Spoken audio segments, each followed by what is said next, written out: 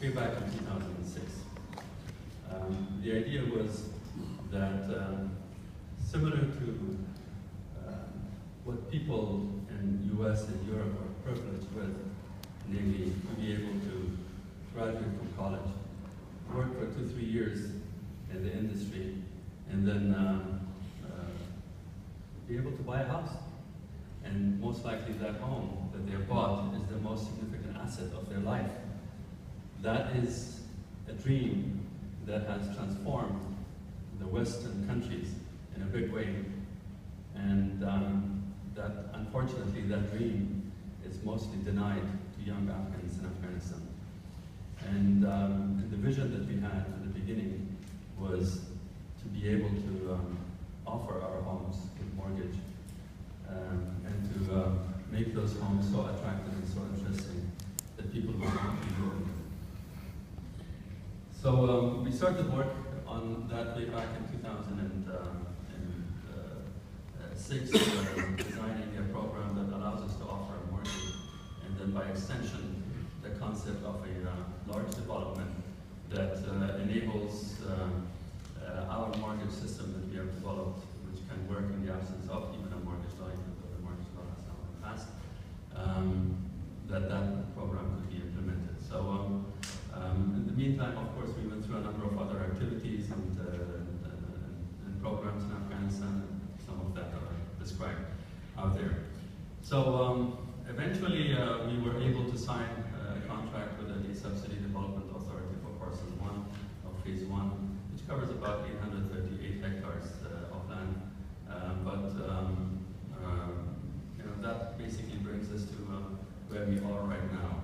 And in today's time, in a post-2014 NATO withdrawal environment, election environment, etc., the biggest fears that any investor has is what will happen when the NATO withdrawal occurs. What will happen in this new transition. We have a saying in Afghanistan, a person who has been bitten by a snake is afraid of a long rope. So those people who were there in the 1992, 93, 94 time frame in Afghanistan, they suffered in a big way. And certainly it's very well understood that they are very concerned about the potentials. Of course, people are also very concerned about inefficient government organizations and how the effects of elections will be on on private sector, etc. Who will come to power, and what will they be able to do? Will they do business as usual? Will they bring in lots of good stuff, or will we have a step back? And that is one of the major fears that people have. And of course, we have seen over the past 1.5 years the economic growth curve going down. So the question is, how far is it going to go down, and when is it going to pick up again? And when it does, at what pace will it pick up again? That is a major concern for a lot of people. Of course, we have seen that a lot of people have lost very high-paid jobs, supported by government-sponsored, different governments, donor-sponsored projects in the construction sector. For example, U.S. Army Corps of Engineers was awarding contracts to the tune of, total cumulative to the tune of about $2 to $3 billion a year, sometimes a little bit less, sometimes a little more. And now suddenly that has disappeared almost, and it will disappear altogether. So those people who are very highly paid, they will no longer have that kind of an income. So the fear here is what will happen to their purchase power, and how will that impact the economic growth of the country and the ability of people to afford high-ticket items. So within the context of those fears that exist in a post-2014 environment, we believe that the biggest challenge for any investor is to, number one, identify those risks and then find ways to mitigate those risks. And then, first and foremost, have the vision, the commitment, and the courage to invest in Afghanistan. Clearly, those risks need to be mitigated, and there are certain ways that enable us to mitigate those risks. But then at the end of the day, as Ari said earlier, people have choices. Investors, serious investors have choices. And how can they have the courage to make Afghanistan as their choice? And that is the challenge that we have to deal with. So let me give you a little bit overview about the Kabul New City. You're familiar with New Delhi. So Old Delhi was completely out of control. At one point there was no, we were just talking about this. There are streets in the Old Delhi that are so narrow that two people cannot walk on those streets. One person has to wait on the other end until the other person crosses. And that happens when people are uncontrollably growing infrastructure and buildings, etc., within their cities. So some people had the vision to think about a master planned community called New Delhi. And today when you go to that New Delhi, it's beautiful. It's a beautiful city. It's a capital of India. And it's growing 20 folds. And in Pakistan, there is a city called Rawalpindi, which was completely out of control as well. And then they built Islamabad, master plan, beautiful, and it's a capital of Pakistan. So Kabul city was built for about 600,000 people, and then grew to about 2 million people in the 1980s. And then with the 1990s, a lot of people migrated out of the country. That population went down to about 700,000.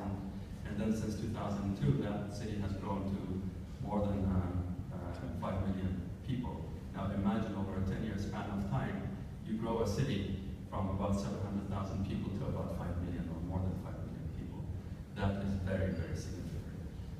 In addition to that, of course, because people built it so fast and uncontrollably, we have the same situation that Old Delhi and Rawalpindi has still.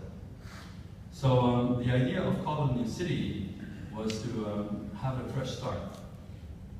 Go to a clean place and then start from fresh and then make sure that it happens. It is my conviction that by around 2020, 2025, Kabul City will be a model city similar to, with a type of reputation similar to that of Islamabad and Delhi, if hopefully not better. If you have anything to do with it, it will be better. So this new Kabul city is going to be about 1.5 times as big as the existing Kabul. Will populate about 3 million people. And the total investment in Kabul city is expected to exceed $80 billion over the next 25 years. And it should become the commercial hub of Kabul and of Afghanistan. The promoter is the Subsidy Development Authority, and they are a group of very honest, very decent people that are very committed, highly qualified, and they have done a very good job. They are managed by an independent board. Their application is right now in the President's office to become a corporation, similar to DEPS, the electricity utility. So it's a very decent organization. I think they have all their intentions, the right intentions and the qualifications to make sure that the city becomes a model city in Afghanistan. Our contract with the government, with DCD, stipulates that we build about 13,000 housing units and more than 3.3 million square meters of commercial space. We will offer a 20-year mortgage, Sharia-compliant mortgage based on Ijara and possibly Murabaha systems. The development, as I said earlier, is about 838 hectares. Out of that, about 450 hectares will be developed specifically by us donating our institutions and roads and other social infrastructure and other infrastructure. And the primary infrastructure will be covered by the government, by DCDA in this case, and the secondary infrastructure and tertiary infrastructure are our responsibilities. So we will be introducing our mortgage program, as I mentioned before, more. And this mortgage program is a very innovative solution that is a combination of group guarantee concepts of microcredit combined with the typical Islamic Sharia compliant mortgage systems, and utilizing homeowners associations and reserve accounts and mortgage insurances based on the takaful systems, etc. And if need be, then maybe on one of the future programs you can talk specifically about the mortgage program when we're there.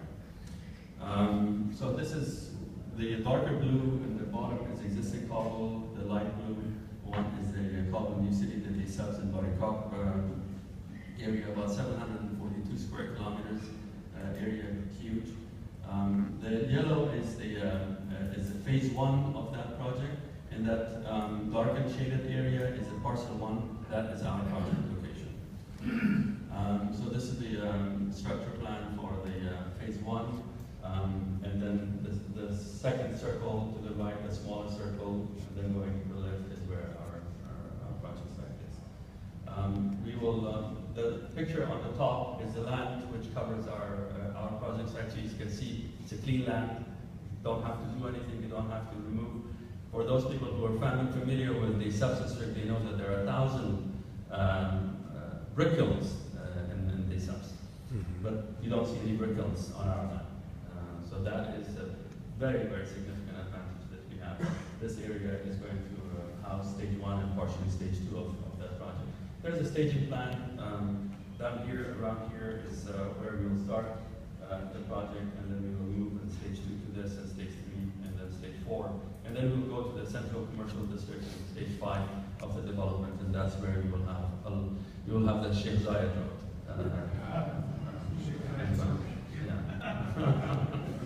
No cameras. Better than that, I'm sorry. Better parking. Thank you.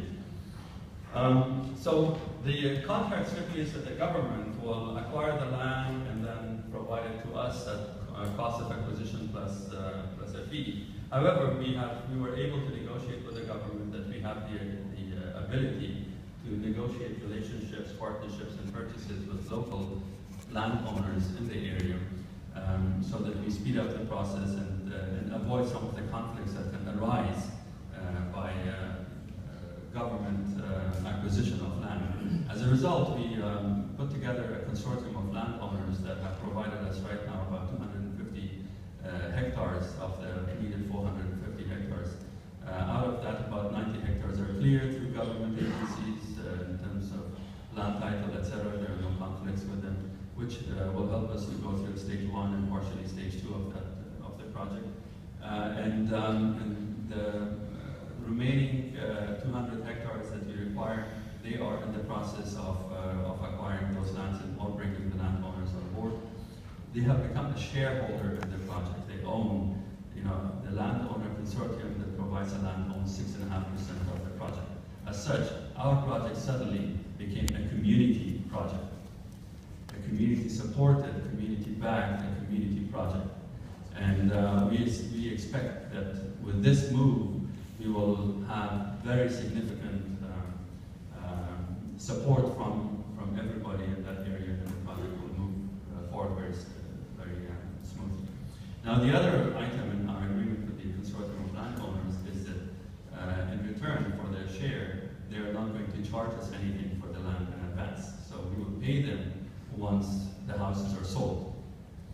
On a per square meter of covered area, they get their money back. So that means that it is to their interest that those houses are built as soon as possible and sold as soon as possible so that they can cash the value of their land. And that in itself is going to be an additional contributor to ensuring that the project moves forward much faster and that you will not have any problems.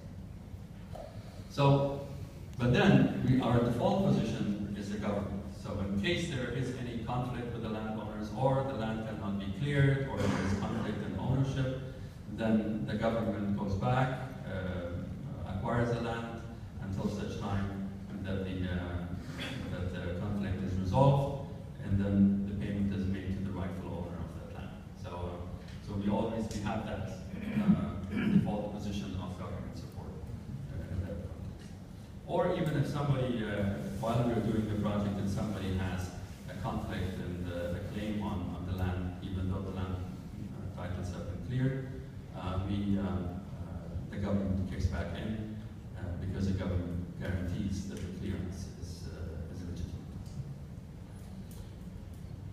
So, we are not the only ones working in Kabul New City. In February of 2013, 3 contracts were signed with the Omerzai Group, about 1,580 hectares, 25,000 units. Oxen Ariana, 533 hectares, and Golden Group, 263 hectares. And Power Construction signed an agreement on June 25th, 27 hectares, a small development. And of course, we signed on September 4th, 838 hectares. So we're the second largest, but the expectation is that we'll be the first who will be on the ground starting construction. Our intention is that we will not stop with parcel 1, that we will be a very significant player in all of Kabul New City, helping to build as many of the 3 million houses for the 3 million people, over 300,000 units as we can. There's a very significant donor commitment for the project.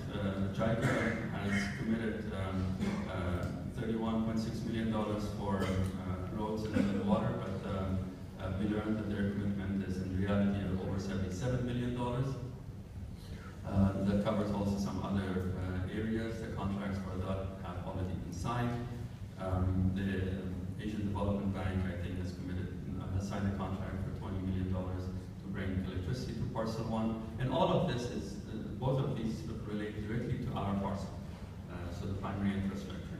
The Islamic Development Bank and JICA are working together to provide the long-term water for Kabul New City, bringing water from Panjshir River down into this area.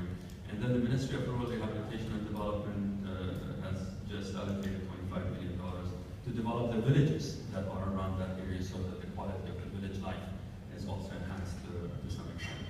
So there's very significant contribution of the donors. We are not dependent on Ministry of Finances, funds available as and when they are available to do this project to provide the primary infrastructure. The donors are funding it directly so that the work can be undertaken as soon as possible. And clearly, one of the most critical components of any project development is who is running the show. So I always like to make the analogy and say I bought a beautiful Mercedes S-Class and I need a driver to drive that car from because I don't know how to drive it well. And this is why we have hired AECOM, which is a Fortune 500 company that is, and we'll talk about them a little bit later on, that has the capability to do this job in a huge way. Some of their projects are, for example, the World Trade Center in New York, the replacement for the Twin Towers, the London Olympic City, the football, soccer World Cup city in Brazil, downtown development, redevelopment of Qatar, capital Doha, etc., etc. So huge company with very significant potentials, and they're working together with Appleton Consulting. So Steve Appleton is here, and as well as ARG, two companies that have been involved in Afghanistan for quite some time, and provide them support so that they can make sure that this project is also runs smoothly. And the agreement that we have is that for every critical expatriate staff, from project management to construction management to all other sectors that are hired on the project to ensure that this project is run smoothly, there is an Afghan counterpart, a deputy, that will be sitting right next to them and doing this for 2 to 3 years. And then once they have acquired enough experience, then they take over. So in 3 to 5 years, the whole project will be managed by Afghans. And that is the goal that we want to achieve. Our design team is a very significant design team based out of US. Civitas has built many cities, designed many cities. I'm sorry, not built, but designed many cities, including the 12,000 unit development, which used to be the Stapleton International Airport in Denver, Colorado, where we reside, and our office is actually located in that city. And they have designed that, and they've been involved in the design for the past 25 years, and everybody else there. And they have counterparts in Afghanistan that we'll be working with. Again, the idea here is that high-level design should be done in the US with partnership with Afghan companies, and then the moment it gets to details, move it all to Afghanistan and get that design done in Afghanistan so that the capacities of Afghan companies are also enhanced. And then on the investment side, we have Gulf Cap, and Mr. Jamil Qureshi is here. They're based out of Business Made here in Dubai. Involved with us since 2008, making sure that the funds are mobilized and deals are structured in the proper way. And Shorebank International is now called Include Solutions. They have set up mortgage programs throughout the world, and they will be basically the AECOM of the mortgage program, so that managing the program and rolling it out in many countries, including in Armenia, Romania, and Azerbaijan, and other countries, and they will run the mortgage program for us. And clearly, part of our investment team are also the landowners, who's, right now, whose value of land is in excess of $30 million with what they have right now. So that is their contribution in the project, and very, very strong. Clearly, Afghanistan has a country risk, as we said before. So the way we mitigate the country risk is through an insurance, a political risk insurance from MIGA, which is a World Bank agency, multilateral investment guarantee agency. And right now they are underwriting they're in the process of underwriting the investment. We plan to cover up to $200 million of investor money with MIGA insurance, which basically covers us against war, civil strife, expropriation, transfer restrictions, and breach of contract. So that means if there should be any wars or civil strife that leads to delay in construction work, and loss of revenues, loss of profits, etc., the insurance kicks in and they cover up to 90% of the investment. If the government suddenly decides in future 2-3 years down the road that this project is so beautiful, I would like to take it over. Then we are covered. The insurance covers that scenario. If the government decides down the road that they don't let the state expatriate any profits from the project, then the insurance kicks in. Or if the primary infrastructure is not built, if the government is not able to guarantee the land, that leads to breach of contract, and breach of contract is also covered. So basically, the investment made in this project is as good as an investment made here in Dubai, maybe even better, if you take out the country risk, and as good as maybe in New York or anywhere else. And all we have to worry about is the business risk. And the business risk is something much easier and manageable from an investor point of view. So what are those business risks we have to deal with? So what if the houses are not sold? Nobody buys the houses. Well, we built them, but nobody is there to buy them, or nobody is willing to buy them. So here, clearly, the 20-year mortgage program is going to help in a big way, and the pricing of our house is going to work out in a very big way. Our prices are about 60% of market value of houses in Kabul proper right now.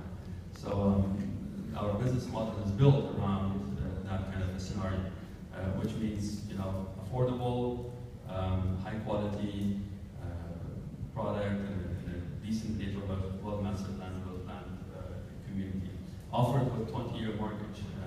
So I think that's a very significant value proposition that we're offering. And then, of course, what happens if you build the houses and there's no electricity? If you build houses, there's no water. That falls under breach of contract, which means it is covered under MIGA insurance. So very clear, some of those business risks, etc. Then the other risk is operation risk. So what if we cannot build those houses at the pace that we are saying that we will? What if we do not have the capacity to deliver? This is why we have that driver for the Mercedes. This is why we have AECOM.